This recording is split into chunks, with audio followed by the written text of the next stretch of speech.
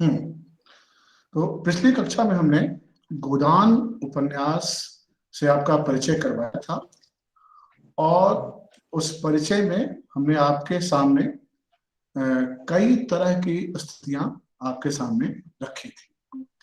हमने ऐसे कई पहलुओं पर बातचीत की जिसमें गोदान के बारे में सोचते हुए यह लगता है कि इस उपन्यास को अगर हिंदी साहित्य में न पढ़ा गया तो फिर हम हिंदी उपन्यास के पूरे विकास क्रम को समझ नहीं पाएंगे। आज मैं गोदान उपन्यास के संदर्भ में कुछ और बातें आपसे करूंगा, जिसमें एक तो महाकाव्य गोदान उपन्यास को कहे जाने की एक पद्धति हिंदी आलोचना में विकसित हुई है। तो ऐसा क्या है कि हम इसे महाकाव्य कहें, या ऐसा क्या है जो महाकाव्यों में तो होता है लेकिन इस उपन्यास में नहीं है। हम एक बात इस पर करेंगे, अपनी बातचीत के एक खंड में हम यह बात करेंगे। अपनी बातचीत के दूसरे खंड में हम इस गोदान उपन्यास को समझने के कुछ फार्मूले आपके सामने रखेंगे। उस फार्मूले को अगर आप ध्यान में रखेंगे तो इस उपन्यास के तमाम संदर्भों को के भेद को खोलने में आपको सुविधा हो जाएगी। ठीक है। अब जब हम ये कहते हैं कि गोदान उपन्यास की महाकाव्यात्मकता, ये महाकाव्य के वे कौन से गुण हैं जो गोदान उपन्यास में है, तो आप में से हर कोई जानते हैं कि महाकाव्य भारत में दो बड़े महाकाव्यों के बारे में बातचीत की जाती है। कौन कौन सी? महाभारत और रामायण। एक रामायण और एक महाभारत। ठीक है, ये दो बड़े महाकाव्य माने जाते हैं। लेकिन मैं जो बात यहां कह रहा हूं कि महाकाव्य की एक अपनी विशेषता है। विशेषता क्या होती है? विशेषता यह होती है कि महाकाव्य का जो नायक होगा वह धीरोदात्त चरित्र का होगा। यानी धीरोदात्त चरित्र का मतलब कि उस नायक में वे सारे गुण होंगे जिसकी स्थापना वह अपने महाकाव्य में करेगा और जिसका प्रभाव आम जनता पर या पाठक पर होगा। यानी कि महाकाव्य का जो चरित्र होगा, जो धीरोदात्त नायक होगा, वह कभी कोई गलत कार्य नहीं करेगा। पहला तो यह है। दूसरी बात यह है कि जो महाकाव्य में कथा तंतु होगा वह बहुत विस्तृत होगा और उस कथा के भीतर अनेक उपकथाएं भी शामिल होंगी। ठीक है। यानी कि जीवन का एक लार्ज स्केल, यानी कि एक बड़ा पैमाना होगा। उस बड़े पैमाने पर ही महाकाव्य की रचना की जा सकेगी। ठीक है। महाकाव्य आम तौर पर काव्य के फॉर्मेट में लिखा जाता है। यानी कि पद्यात्मकता महाकाव्य की सबसे बड़ी विशेषता होती है। लेकिन जब हम ये कह रहे हैं कि गोदान को महाकाव्य की तरह देखे जाने की बात होती है, तो गोदान तो काव्य है नहीं, इसका फॉर्मेट कविता का तो है नहीं, यह तो गद्य में लिखी हुई। तो अब जब ये बात आई तो पश्चिम के लोगों ने, पश्चिम के विचारकों, चिंतकों और उपन्यासकारों ने, खास करके यूरोपीय उपन्यासकारों ने, जो यूरोपियन उपन्यासकार थे और जो यूरोपियन सिद्धांतकार थे साहित्य के, उन लोगों ने जो गद्यात्मकता है, उस गद्यात्मकता में भी महाकाव्य लिखा जा सकता है, इसकी बात करना उन्होंने आरंभ करना शुरू कर दिया था।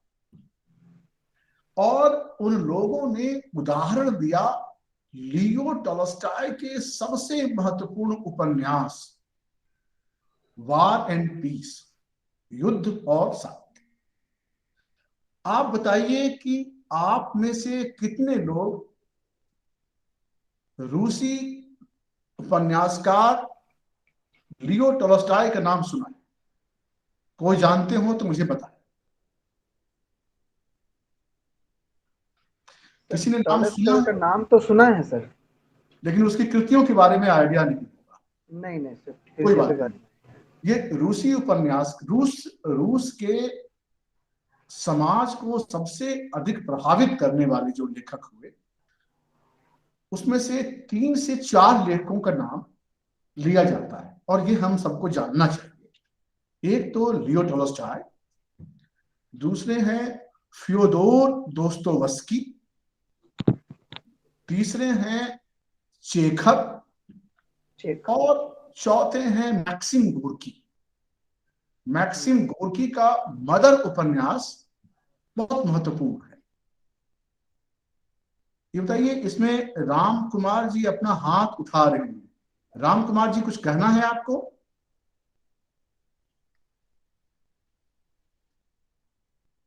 राम कुमार जी, कोई क्वेरी है आपको? खैर, तो मैंने कहा कि मैक्सिम गोर्की का उपन्यास द मदर, जिसका हिंदी में अनुवाद मां के नाम से है, बहुत महत्वपूर्ण है। हिंदी के सभी अध्येताओं को इस उपन्यास से उनका परिचय होना चाहिए और पढ़ना चाहिए। उसी तरह से लियो टॉल्स्टॉय का जो उपन्यास वार एंड पीस, जो हिंदी में युद्ध और शांति के नाम से 4 खंडों में है, उसके बारे में भी अध्येताओं को जानना चाहिए। लियो टॉल्स्टॉय का ही एक और उपन्यास है जिसका नाम है अन्ना कारेनीना। यह भी एक महत्वपूर्ण उपन्यास है और स्त्री चरित्र के विकास क्रम को समझने के लिए इस उपन्यास का भी उल्लेख किया जाता है।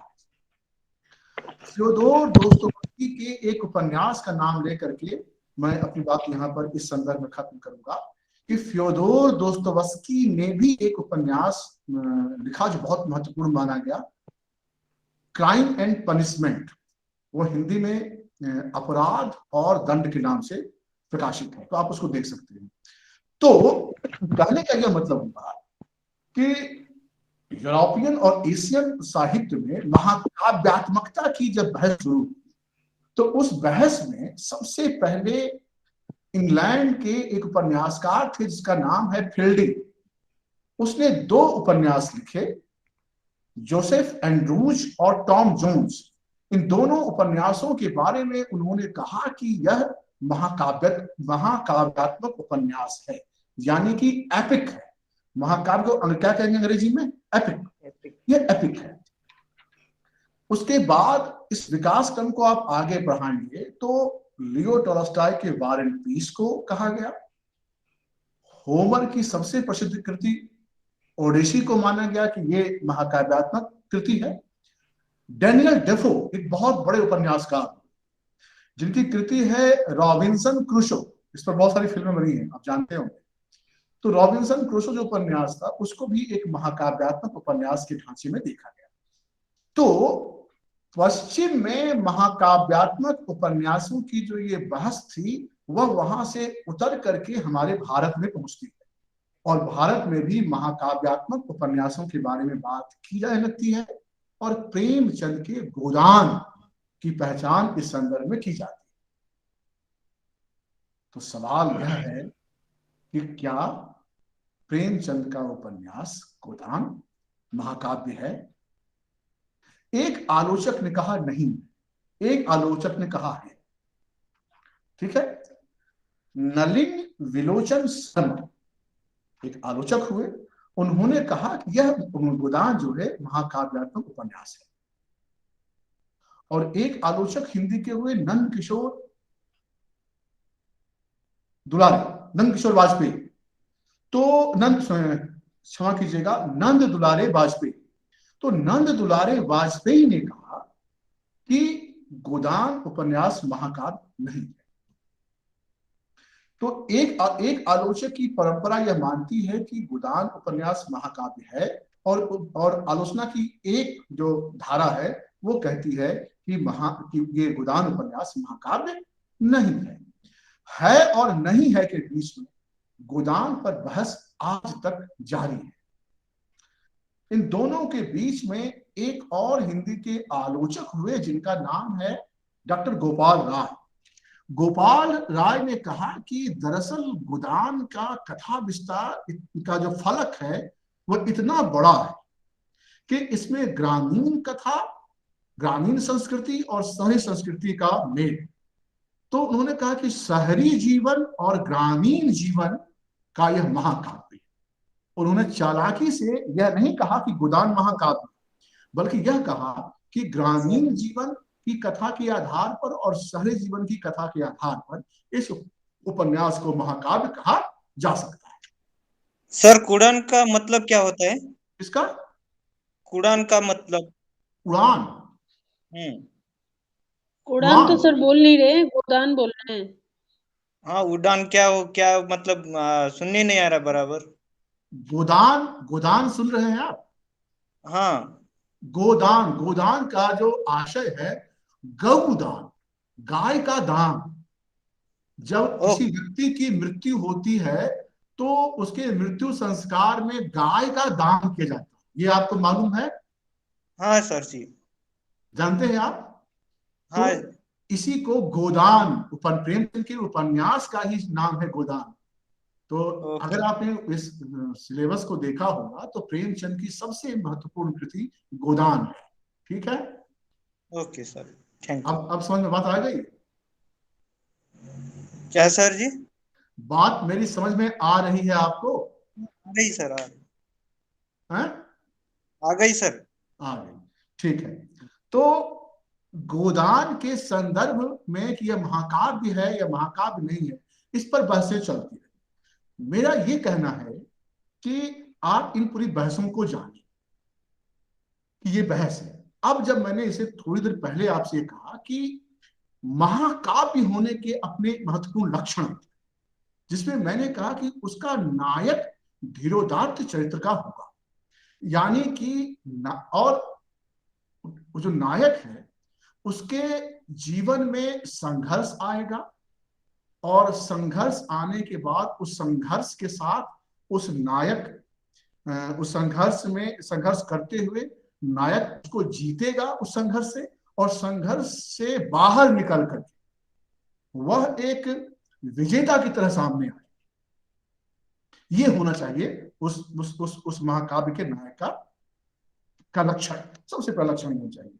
दूसरा यह कि महाकाव्य में नायक के द्वारा किसी महत्वपूर्ण जीवन मूल्य की स्थापना करना होगा। जब मैं ये कह रहा हूं तो आप ध्यान से अपने बैकग्राउंड में होरी जो गोदान का मुख्य पात्र है उसके काम को ध्यान रखिए। पीछे बैकग्राउंड में आपके चलते रहना चाहिए कि होरी में इसकी पहचान क्या हम कर सकते हैं जो हम बोल रहे हैं।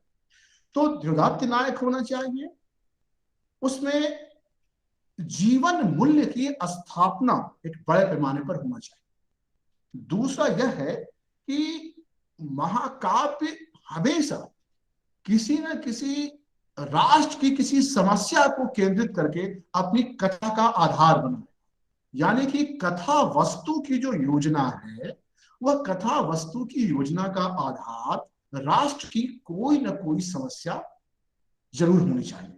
ये एक बात कही गई।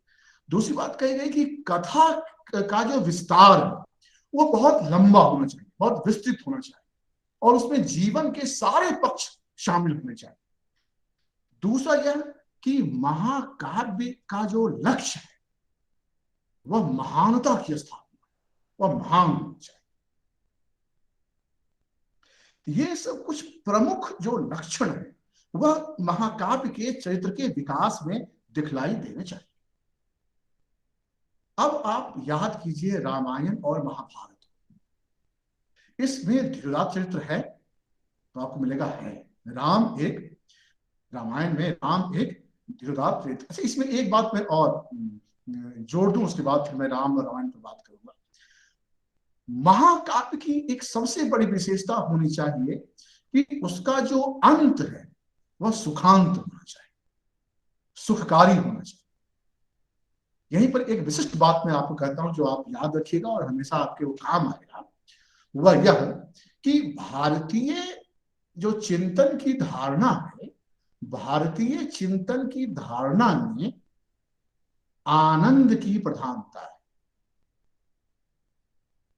और जो पश्चिम की चिंतन प्रणाली है उसमें त्रासदी की प्रधानता है। हमारी तमाम दार्शनिक पद्धतियों में आनंद की स्थापना है, आनंद प्रमुख गुण है, और पश्चिम के लिए क्या है? त्रासदी है। महाकाव्य का एक सबसे बड़ा गुण होना चाहिए कि उसका अंत सुखांत होना चाहिए। तो अब आप यह बताइए कि रामायण में राम एक धीरोदात्त चरित्र तो है, दूसरा उसमें कथा का विस्तार बहुत व्यापक है, सही है। तीसरी बात, उसमें जीवन मूल्य के बारे में बातचीत की गई है, मर्यादा पुरुषोत्तम, मर्यादा की रक्षा कैसे की जा सकती है, इसकी स्थापना रामायण में करते हैं।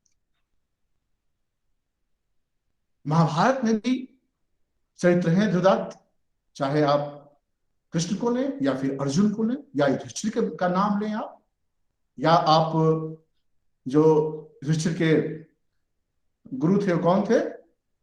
भीष्म पितामह, भीष्म पितामह का नाम लें। ये सभी क्या है? धीरोदात्त चरित्र के नायक हैं, यानी इनके जीवन में, जीवन जो इनका मूल्य है वह बहुत महत्वपूर्ण है, उसकी ये स्थापना वो करते हैं। लेकिन आपसे मैं यह पूछता हूं कि क्या रामायण या महाभारत का अंत सुखांत है या दुखांत है? सर सुखांत तो नहीं है। नहीं है तो दुखांत है? हाँ, थोड़ा बहुत तो ऐसा ही है। बिल्कुल ठीक कह रही हैं आप। इस दोनों महाकाव्यों का जो अंत है वह दुखांत है, और जो गोदान उपन्यास है उसका अंत सुखांत है या दुखांत है? दुखांत है। दुखांत है, जहां की हाँ। होरी की अंतिम जो पृष्ठ है उपन्यास का, अंतिम पृष्ठ में होरी की मृत्यु हो जाती है। यानी कि जो महाकाव्य में हमने कहा कि धीरोदात्त चरित्र का नायक होना चाहिए, जो विजेता होना चाहिए, होरी विजेता है? नहीं है। होरी अंततः हार जाता है, वह किसान से मजदूर बन जाता है। किसान से मजदूर बनना उपलब्धि नहीं है। मजदूर और किसान दोनों में आप देखें कि वह किसान रहते हुए वह अपनी खेत का खुद मालिक था, अपने काम का खुद मालिक था, और मजदूर रहते हुए वह किसी दूसरे के नेतृत्व में काम कर रहा है, दूसरे के अंदर में काम कर रहा है। तो इस तरह से आप देखेंगे कि होरी जो पहले जिसकी की किसान के रूप में स्थिति अच्छी थी, वह मजदूर बनकर स्थिति खराब होती है, और उसी खराब स्थितियों में उसकी मृत्यु होती है। यानी कि इन समस्त पहलुओं के आधार पर यदि कोई कहना चाहे कि गोदान उपन्यास अगर महाकाव्य के रूप में देखा जाएगा तो उसमें कई खामियां हैं। इसके बावजूद भी इस तरह के यदि सवाल पूछे जाते हैं तो आपको महाकाव्यात्मकता के संदर्भ से गोदान के बारे में बात करते हुए इन सारे पक्षों के बारे में बताना है। सिर्फ एक लाइन में यह नहीं कह देना है कि गोदान उपन्यास महाकाव्य नहीं, यह नहीं कहना है, बल्कि सारे पक्षों के बारे में बात करके बताना है कि किस तरह से गोदान में महाकाव्यात्मकता के गुण है अथवा नहीं है। तो मेरी बातचीत का ये पहला खंड था। ये बात समझ में आ गई सभी लोगों को? सर जिन जिन आलोचक के बारे में आपने बताया उसमें से एक का नाम मैं लिख पाई हूँ। 3 आलोचकों का नाम। हाँ, एक 3 नाम आलोचक। हमने नलिन विलोचन शर्मा, जो यह मानते हैं कि गोदान महाकाव्य है। दूसरा हमने लिया आचार्य नंद दुलारे वाजपेयी, इनका मानना है कि महाकाव्य नहीं है। और तीसरा हमने नाम लिया गोपाल राय का, जिन्होंने कहा कि ग्राम्य जीवन और कृषि संस्कृति, ग्राम्य जीवन और कृषि संस्कृति के आधार पर यह कहा जा सकता है यह महाकाव्य है। तो ये तीन तरह की आलोचना बताई आपको कि इस 3 तरह की आलोचना, इसी आलोचना के इसी तरह के धारा को पकड़ करके गोदान उपन्यास और उसकी महाकाव्यात्मकता के बारे में बहस होती रहती है और चर्चा होती है। ठीक है, तो महाकाव्यात्मकता के बारे में जिन पहलुओं की चर्चा हमने आपसे की और गोदान के संदर्भ के साथ साथ हमने आपसे रामायण और महाभारत का संदर्भ बताया और इसके साथ ही विश्व के कुछ उपन्यासों के नाम बताए और लेखकों के नाम बताए जिनके उपन्यासों में महाकाव्यात्मकता की बात की जाती है। इतनी बात बताई हमने। इतनी बात सर एक प्रश्न है। क्या? तो क्या एक प्रश्न है, तो जैसे कि आपने मैक्सिम गोर्की की माँ के बारे में बताया और रॉबिन्सन क्रूसो के बारे में बताया, तो अलग अलग लेखक हैं, तो सर इन उपन्यासों को पढ़ना है क्या? ना नहीं, पढ़ना नहीं, बिल्कुल नहीं पढ़ना है। इस बस पाठ्यक्रम में उसका कोई उल्लेख नहीं है आपको पढ़ने के लिए। जी एक पाठक के तौर पर आपको पढ़ना चाहिए, मैं ये कहता हूँ। बिल्कुल। जब इसको आप पढ़ेंगे तो आपको कई तरह के संदर्भ आएंगे। मेरा ये कहना है आप सभी से कि जो इस कोर्स के अंदर जो पाठ दिए गए हैं उसको तो आप पढ़ेंगे ही पढ़ेंगे, लेकिन यदि आप इस कोर्स के पाठ के बाहर जो दूसरी महत्वपूर्ण किताबें हैं, यदि उसके बारे में आप जानेंगे, यदि उसके बारे में आप पढ़ेंगे, तो आपको क्या होगा कि किसी भी उपन्यास, कहानी, कथा, सिद्धांत को समझने में आसानी, आपके पास बहुत तरह के औजार हैं। आपके पास एक औजार है जो आप इस पाठ्यक्रम को पढ़ के जानेंगे, लेकिन इस औजार के साथ यदि कुछ और भी औजार रहे समझने के लिए तो क्या बुरा है। इसीलिए मैंने इन उपन्यासों का आपसे नाम लिया और लेखकों का नाम लिया कि आपके जेहन में ये उपन्यास और ये लेखक होने चाहिए, और यदि आपके इर्द गिर्द कहीं वो टकरा जाएंगे लेखक या ये उपन्यास आपको दिख जाए, उसको उलट पुलट के जरूर देखिए, क्योंकि आपको मनुष्य के चरित्रों को समझने में, देश की संस्कृतियों और उसके सामाजिक ढांचों को समझने में ये आपको सुविधा प्रदान करता है। ठीक है, चाहे वे दोस्तोवस्की के उपन्यास का समाज हो या लियो टॉल्स्टॉय के उपन्यास का समाज हो, और नाम ने क्या लिया, मैक्सिम गोर्की का लिया, और एक और नाम क्या लिया, एंटोन चेखव का नाम लिया। मैंने ये चारों नाम केवल रूस के लिए हैं, अभी यूरोपियन लेखक के नाम ने लिया नहीं है। यदि आप लोग बताएंगे तो मैं कई यूरोपियन लेखकों के नाम बताऊंगा और उनकी जो महत्वपूर्ण कृतियां हैं, इसलिए एक नाम तो मैं जरूर ले लेता हूं क्योंकि वो बहुत जरूरी है आपके लिए, और कई रिसर्च भी उस पर हुए हैं। गोदान, भारत के गोदान उपन्यास आप पढ़ते हैं तो कई रिसर्चर जिसने पीएचडी की और बाद और भी कई सारे काम किए, तो उन्होंने कहा कि जिस तरह से किसान जीवन को लेकर के हिंदुस्तान में गोदान उपन्यास लिखा गया, क्या यूरोप में भी कोई ऐसा उपन्यास है? तो उनके सामने एक नाम आता है, बालजाक, फ्रेंच उपन्यासकार बालजाक। इसका एक महत्वपूर्ण उपन्यास है जिसका नाम है किसान। हिंदी में ये उपन्यास आ गया है छप करके, जो मूल रूप से ये फ्रेंच में लिखा गया, फिर उस फ्रेंच से इंग्लिश में ट्रांसलेशन हुआ और इंग्लिश से फिर वो हिंदी में आया। उसका नाम है किसान। तो कई लोगों ने बालजाक और प्रेमचंद को मिला करके तुलनात्मक अध्ययन किया और देखा कि फ्रांस में किसान के बारे में बालजाक जिस तरह से लिख रहे हैं, क्या उस तरह की बात हिंदी में गोदान में प्रेमचंद लिख रहे हैं। और इस तरह से प्रेमचंद की तुलना कई, फिर एक चीनी लेखक हैं लुशुन जिसका नाम है, तो लुशुन के साथ भी प्रेमचंद की तुलना करने की बात की जाती है, और वहां भी वो देखते हैं कि जिस तरह से लुशुन ने किसान को लेकर के, जो चीनी किसान है उसको लेकर के जब बात कही गई, तो क्या प्रेमचंद के यहाँ कुछ है। तो इस तरह से एक वैश्विक परिप्रेक्ष्य भी हिंदी का बनता है। हिंदी का परिप्रेक्ष्य केवल उतना ही नहीं है जितना कि आप इस पाठ्यक्रम में देख रहे हैं और जो आप जान रहे हैं। ठीक है, इसीलिए बीच बीच में मैं आपको कुछ वैश्विक परिदृश्य के बारे में भी बात बीच बीच में करता रहता हूँ, जिससे कि आप का जो साहित्य के पढ़ने का बोध है उसका विकास हो सके। ठीक है सर, एक प्रश्न है।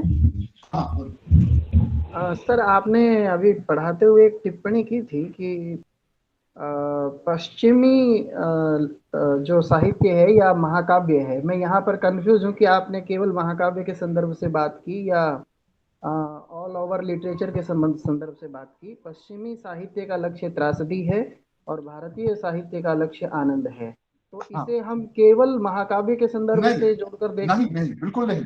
या इसको पूरे आप लिटरेचर? महाकाव्य के साथ साथ नाटक में देख सकते हैं।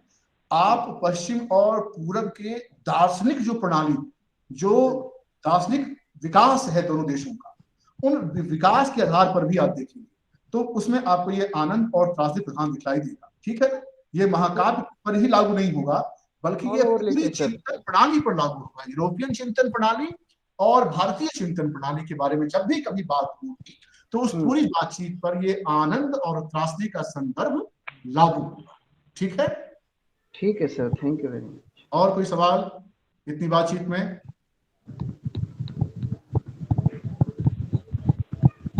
नहीं है ना? नहीं सर। हाँ बोलिए। बिल्कुल, सवाल पूछने से कभी हिचकिचाइए नहीं। सवाल नहीं। छोटा हो, साधारण हो, बिल्कुल डरना नहीं है, बेझिझक पूछना है। आपके लिए मैं 1 घंटे इसीलिए बैठा हुआ ही हूं। आपकी किसी भी तरह की जो समस्या पढ़ने के बारे में है उस पर बेझिझक आप हमसे पूछिए, नहीं तो फिर मैं अपने दूसरे पार्ट में जाऊंगा। ठीक है, ठीक है। तो ये महाकाव्य के संदर्भ में लगभग बातें केवल सूत्र रूप में हमने बता दी। मैं गोदान उपन्यास को चाहता हूं कि आप में से अधिकांश जो विद्यार्थी हैं जिन्होंने गोदान उपन्यास को पढ़ लिया है, ऐसा मैं मानता हूं, हालांकि मैं जानता हूं, ये जानता हूं कि बहुत से विद्यार्थी ने गोदान उपन्यास को अपने हाथ में लेकर देखा भी नहीं है। अगर वो हाथ में लेकर देखते एक बार तो मुझे अच्छा लगता। ऐसे कितने लोग हैं जिन्होंने हाथ से गोदान उपन्यास को छुआ? आप में से कितने लोग हैं जिन्होंने छुआ है, पढ़ा नहीं? केवल छुआ है। छुआ है, बहुत अच्छा। और मैं नहीं केवल मैं छूने की बात कर रहा हूँ, पढ़ने की बात नहीं कर रहा हूँ। इसमें कोई अच्छा अच्छा सवाल नहीं पढ़ने। है, अच्छा अच्छा अच्छा। केवल छुआ है। और किन लोगों ने छुआ है भाई? अगर नहीं छुआ है, नहीं देखा है, तो कृपया उसे छू लीजिए और देख लीजिए। क्योंकि अभी जिसे मान लीजिए जो मैं भी गोदान को समझने के कुछ सूत्र आपके सामने रखूंगा, तो उन सूत्रों को आप कैसे समझेंगे कि मैं किस तरह से कह रहा हूं? क्योंकि मैं फॉर्मूला दे, कथा पर बातचीत मैं इससे पहले कर चुका हूं आपकी पिछली कक्षा में। मैं कुछ फॉर्मूला दूंगा जिसमें कि जिसके आधार को अगर आप याद रखेंगे तो आपको गोदान उपन्यास के संपूर्ण बनावट और बुनावट को समझने में कोई असुविधा नहीं।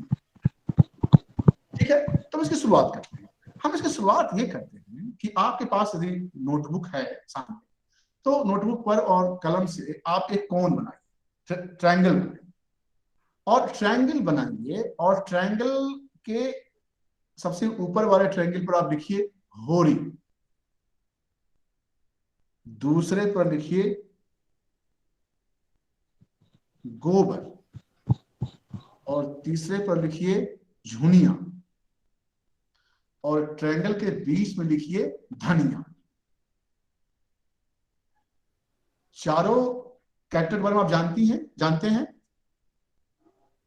ये एक ही परिवार के हिस्से हैं। जी सर। धनिया को हमने बीच में रखा और उसके 3 कोण पर हमने होरी, गोबर और झुनिया। यानी कि मैं इसके माध्यम से ये कहना चाहता हूं कि इस होरी के परिवार का जो केंद्रीय ढांचा है वह धनिया पर टिका हुआ है। बार बार होरी को टोकने का काम, होरी को सुदखोरी और महाजनी सभ्यता से बचाने का काम बार बार धनिया करती रहती। धनिया ही वह स्त्री है जो गोबर को टोकती रहती है और यह कहती है कि तुम जब शहर चले गए हो तो अपने गांव पर ध्यान रखो। झुनिया जो कि एक परित्यक्ता की विधवा थी, उसको अपने घर में रखने की जिम्मेदारी धनिया ही उठाती है। यानी कि इस पूरे चक्र में धनिया एक केंद्रीय रूप में है। एक और आप बनाइए ट्रायंगल, एक त्रिकोण बनाइए। आप सभी बना रहे हैं तो आपको समझने में सुविधा हो।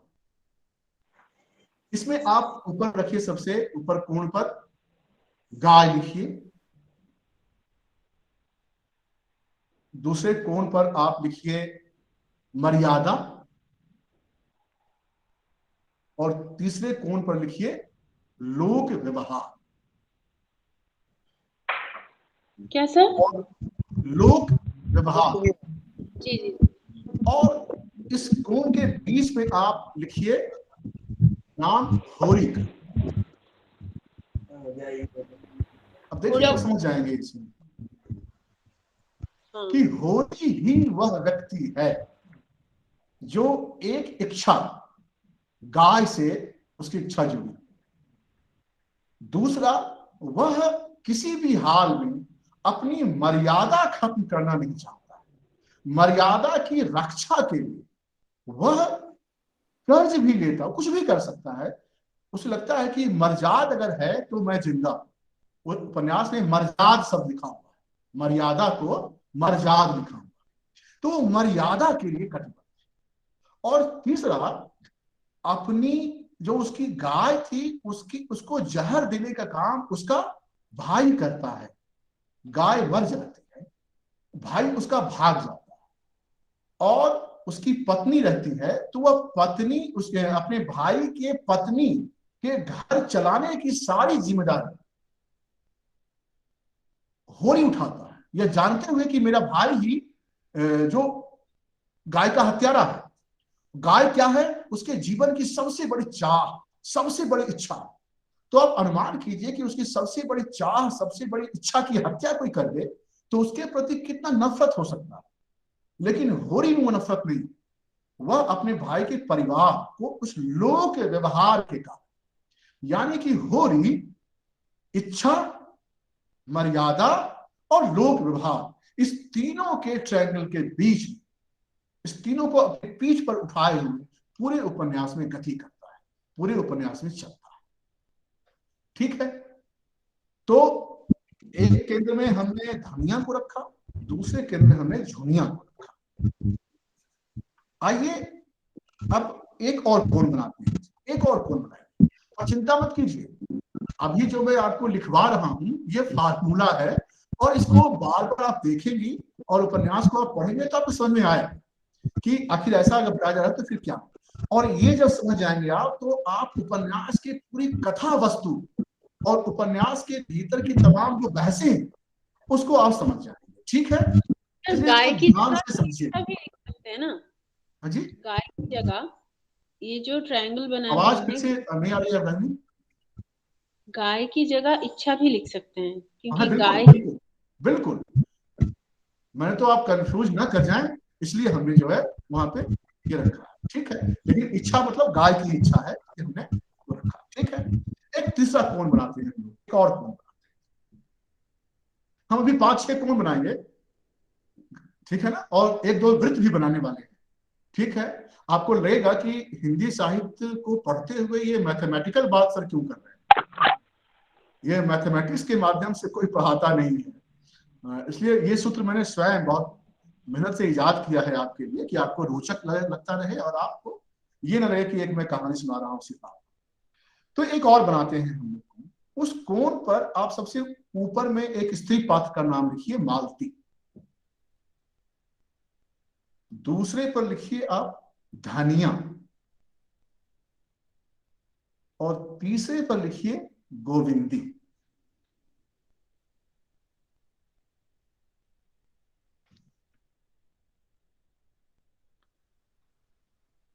बीच में लिखिए स्त्री चेतना,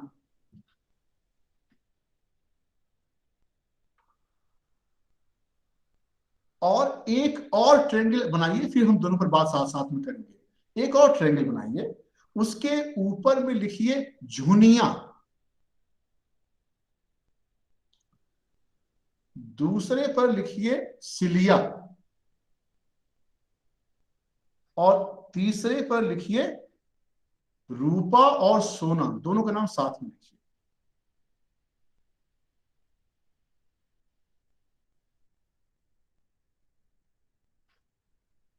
और लिखिए स्त्री संघर्ष बीच में। अब ये संघर्ष जो एक और कोण था जिसमें कि मालती, धनिया, गोविंदी है, वहां भी आप लिख सकते हैं संघर्ष, स्त्री संघर्ष। ठीक है, और वहां जो लिखा आपने स्त्री चेतना, वह यहां भी लिख सकते हैं स्त्री चेतना। दोनों में स्त्री संघर्ष और स्त्री चेतना रहे। ठीक है, आप दोनों बातें लिख सकते हैं। अब आप इस ट्रायंगल के बारे में बात कीजिए। यानी कि जो स्त्री चेतना है, तो अब जो पहला ट्रेंगल है जिसमें कि मालती है, धनिया है और गोविंदी, ये तीन तरह की स्त्रियों के बारे में बातचीत।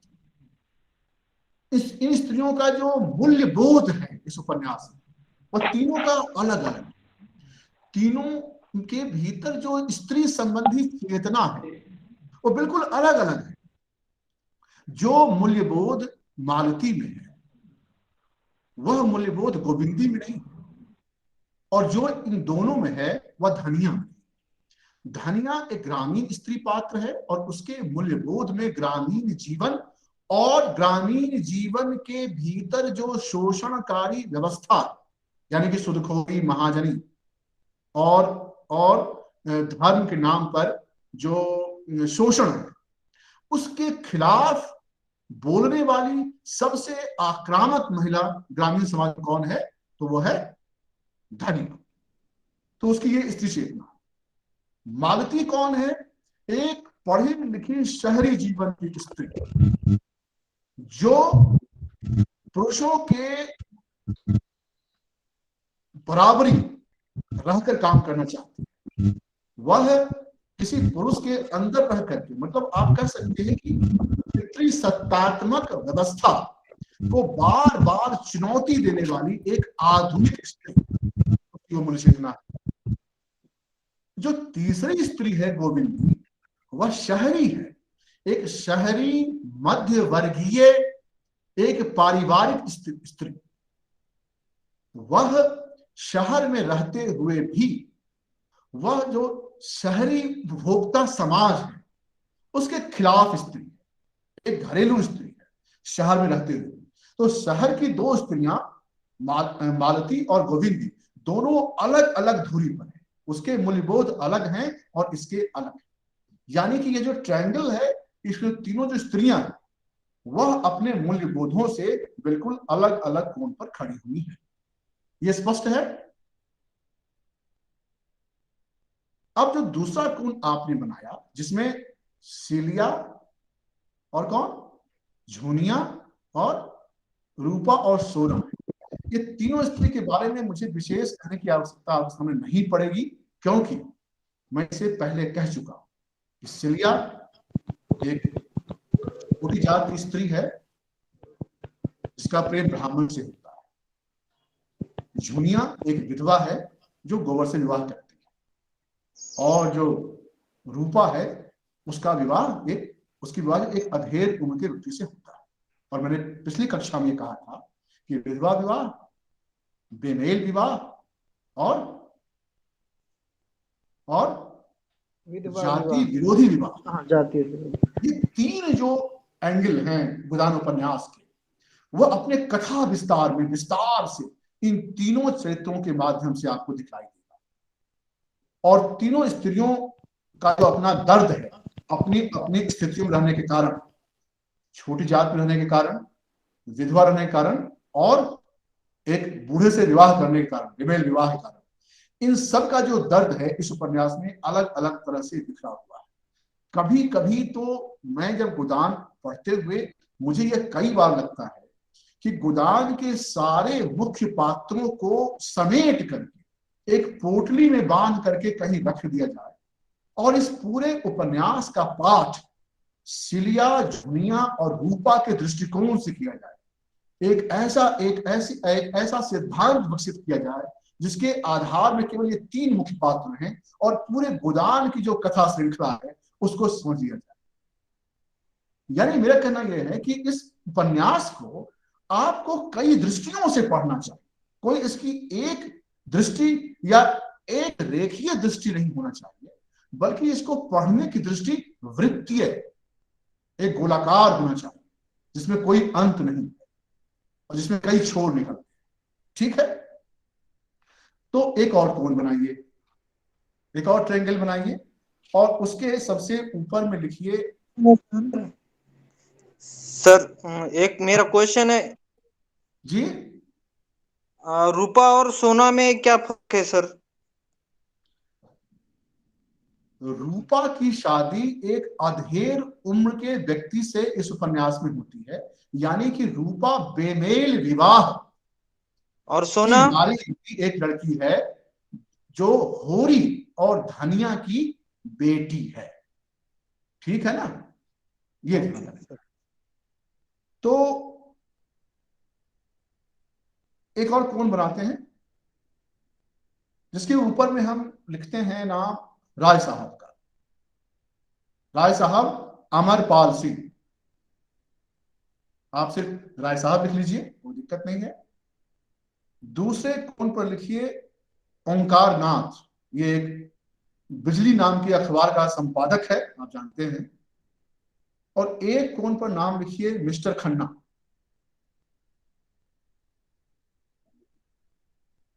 जो बैंक में काम करता है।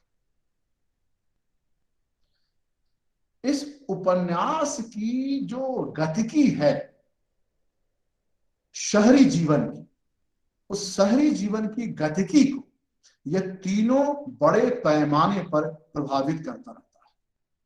मैं अपनी इस बात को प्रमाणित करने के लिए जब मुझे ये लगा कि ये जब कोण में बताऊंगा तो इस कोण के माध्यम से बहुत सारी बातें स्पष्ट नहीं होंगी, तो मुझे अपनी बात को प्रमाणित करने के लिए एक वृत्त का निर्माण करना चाहिए। और उसके बाद फिर मैंने एक वृत्त का निर्माण किया। आप एक गोल वृत्त बनाइए और उसमें आपको मैं कुछ नाम बताऊंगा जिसको आप नोट कीजिए। एक वृत्त बनाइए,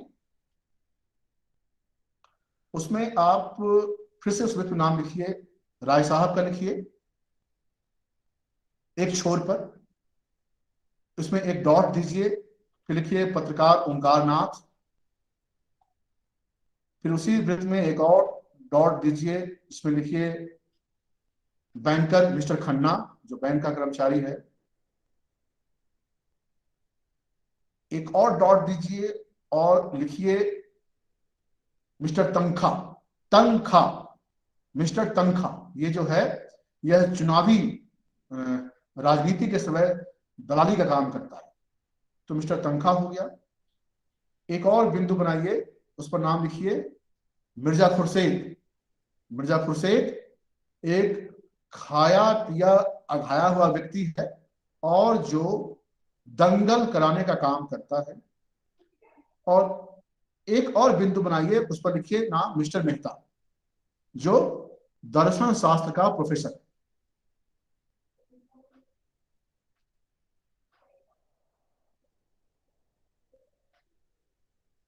ये वृत्त कंप्लीट हो गया, ठीक है ना। अब आप देखिए इसमें कि यह जो उपन्यास अपने, और देखिए जितनी बात बताई ये सभी शहरी पात्र हैं, यानी कि इस उपन्यास, अब उपन्यास के जो टोन है, उस उपन्यास का जो शहरी टोन है, उस शहरी टोन को ये सभी पात्र बार बार प्रभावित करते रहते हैं।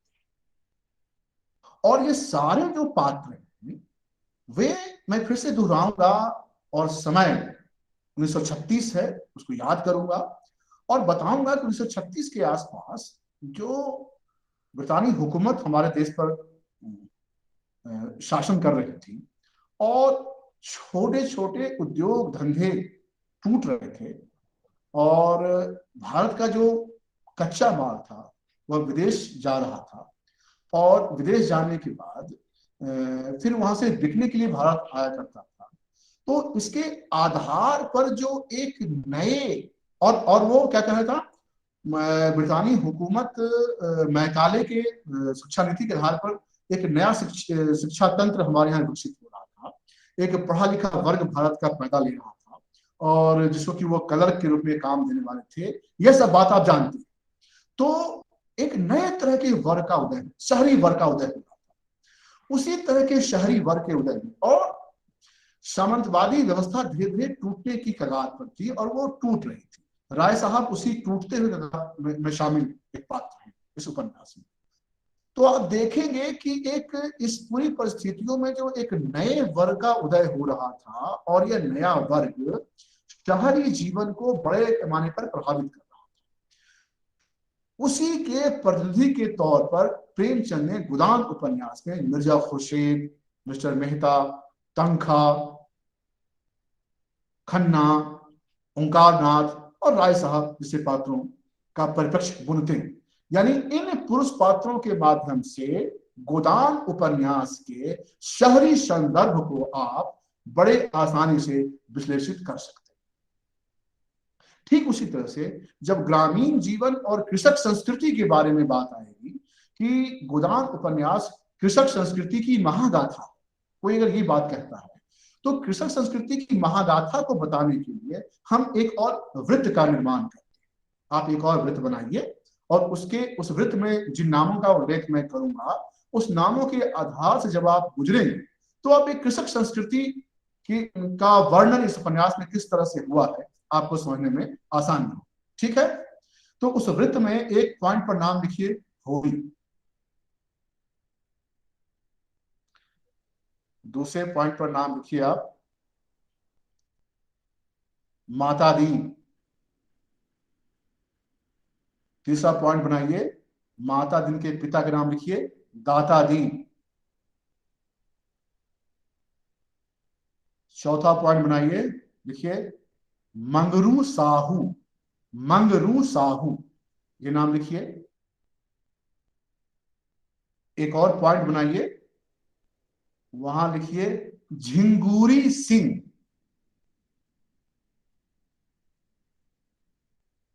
एक और पॉइंट बनाइए, वहां लिखिए नोखे राम पटवारी, एक और पॉइंट बनाइए और वहां लिखिए दमड़ी बसोर, और एक और पॉइंट बनाइए जहां लिखिए भोला, भोला जिसे गाय खरीदता है भोली। ठीक है, अब गोदान की जो ग्रामीण कथा यात्रा है वह इन सभी पात्रों के माध्यम से गुजर करके आता है।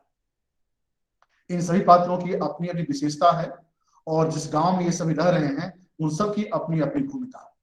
कोई किसान है तो कोई सूद देने वाला है, कोई पूजा पाठ करके पैसा वसूलने वाला है, कोई दलाली करने वाला है, कोई इसमें किसी की पत्नी मर गई और कोई प्यार कर रहा है, माता दिन प्यार कर रहा है, भोला की पत्नी मर गई है। ठीक है, तो इस दमड़ी बसोर बांस का कारोबार करता है, वह गांव में जाके बांस काटता है और उससे पैसे देता, बांस खरीदता है दमड़ी बसोर। तो बांस खरीदने के संदर्भ का उल्लेख भी आपको इस उपन्यास में मिलता है। ग्रामीण वाले स्त्री पात्र में एक नाम जो मैंने स्त्री पात्रों में छोड़ दिया है जो मुझे अभी अभी ध्यान में आ रहा है वह है दुलारी सहुआइन। उसका नाम आप लिख लीजिए, जहां पर आपने ग्रामीण स्त्री पात्र का नाम लिखा है दुलारी सहुआइन भी एक उपन्यास में महत्वपूर्ण पात्र है जिसके बारे में आपको जानना चाहिए। तो खैर, तो इस वृत्त में जो अभी देखा आपने, जो ग्रामीण वृत्त जो आपने वृत्त बनाया है, इसमें जितने पात्र हैं उन पात्रों के भीतर की जो संरचना है उन संरचना में भारत का ग्रामीण समाज बोलता है और उसकी त्रासदी बोलती है। तो इस आधार पर देखेंगे कि गोदान की जो पूरी की पूरी कथा संरचना है वह इन्हीं पात्रों के ऊपर टिका हुआ है। और जैसा कि मैंने कहा कि पात्रों के अलावा इस उपन्यास की जो मूल्य चेतना है उस मूल्य चेतना के बारे में भी आपको बात करनी है, जिसमें से मैंने ये कहा कि होरी गाय की इच्छा, मर्यादा का पालन और लोक विवाह, इसके पालन के आधार पर पूरे गोदान में होरी का जो चरित्र का विकास है वो आगे बढ़ता है। उसी तरह से आप देखेंगे कि मिस्टर मेहता और मिस्टर मालती इन दोनों के बीच में जो बहसें बहुत महत्वपूर्ण है। मैं केवल संकेत करके आज अपनी बात खत्म कर दूंगा और जब उसको आप पढ़ेंगे तो जानेंगे। मिस्टर मेहता स्त्री को देवी मानते, वो कहते हैं कि वो देवी है, वह अगर स्त्री ठीक नहीं होगी तो घर खराब हो जाएगा। इस लाइन पर चलने वाले हैं मिस्टर मेहता। और मालती ठीक इसके उलट है, वो कहती है नहीं, आप स्त्री को देवी मान करके उसकी स्वतंत्रता को का हनन करते, क्योंकि स्त्री अपने मन से अगर कुछ करना भी चाहे तो आप उसको कह देते हैं कि तुम तो त्याग की मूर्ति हो, तुम तो देवी हो, तुम तो क्षमाशील तुम्हारा गुण है। इस आधार पर उसकी जो स्त्री की चेतना है, उस स्त्री चेतना को आप दबा देते। स्त्री का जो अपना अस्तित्व, उस अस्तित्व को ये कहकर दबा देते हैं कि स्त्री क्षमाशील गुण वाली होती है, देवी होती है, उसमें मातृत्व का गुण होता है, वो पालन करने वाली होती है। यह सब कह करके स्त्री की स्वतंत्र छवि को रोकने का काम किया जाता है।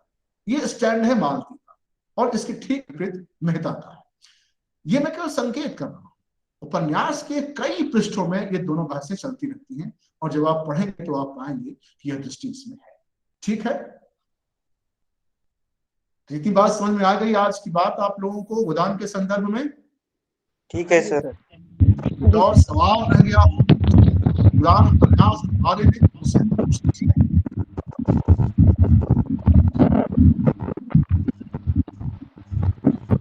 अपनी बात यही समाप्त कर।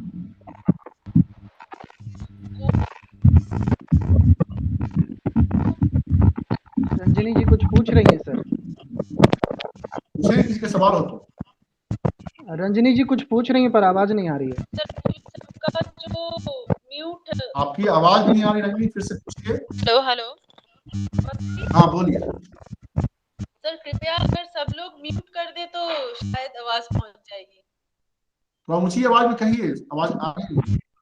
सर ये मैं पूछ रही हूँ, गोबर जो है वो कैरेक्टर किस में जाएगा, शहरी पात्र में या फिर ग्रामीण पात्र में? हाँ, ये बहुत अच्छा सवाल किया, बहुत अच्छा सवाल किया। इस उपन्यास में गोबर एक ऐसा पात्र है जिसके बारे में कहा जाता है कि गोबर शहरी और ग्रामीण कथा के बीच में पुल का काम करता है। इसको इस रूप में देखिएगा, ये पुल का काम करता है। ये शहर से गांव आता है, गांव शहर जाता है। शहर की संस्कृतियों को जो कुछ भी और जितना भी देखा है उसको लेकर के वो गांव आता है। शहर में जब वो काम कर रहा होता है और होली के अवसर पर वो गांव में आता है और अपने दोस्तों के बीच में वह चटकदार कपड़े पहन करके और शहर से कुछ वस्तुएं खरीद कर लाता है और बताता कि शहर कितना अच्छा है, कितना साफ सुथरा है, और वह शहर की कमाई को आ करके गांव में अपने दोस्तों से थोड़ा सा खर्च भी करता है।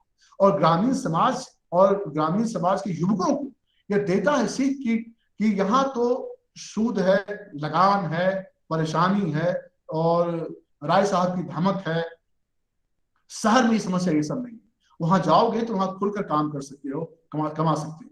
तो गोबर को हम एक पुल के रूप में मानेंगे कि गोदान उपन्यास के कथा में जो शहरी कथा है और ग्रामीण कथा है उसके बीच में पुल का काम गोबर करता है। ठीक है, और कोई सवाल?